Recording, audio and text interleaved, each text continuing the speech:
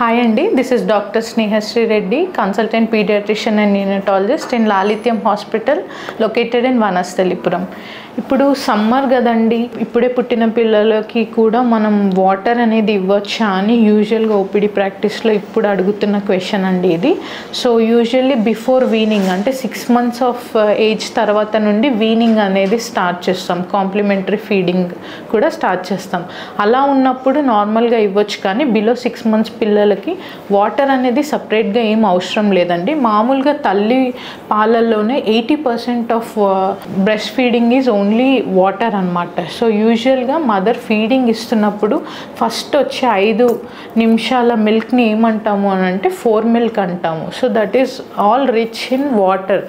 Okay, అది baby దాహాన్ని తీర్చడానికి ఉపయోగపడుతుంది. సో ఆఫ్టర్ 5 minutes ఏదైతే మిల్క్ వస్తాయో దాన్ని హైండ్ మిల్క్ అంటాము. That is rich in fat and protein, అంటే బేబీకి కావాల్సిన ఎదుగుదల కోసం అది ఉపయోగపడుతుంది. సో మీరు సపరేట్గా వాటర్ ఇవ్వాల్సిన అవసరం ఏం లేదు. వాటర్ కానీ అదర్ ఫుడ్స్ కానీ ఏం కూడా ఇవ్వద్దు. అంటే నార్మల్ ప్రాక్టీసెస్లో బేబీకి కొంచెం హనీ పెడుతున్నాం మేడం అని చెప్తారు.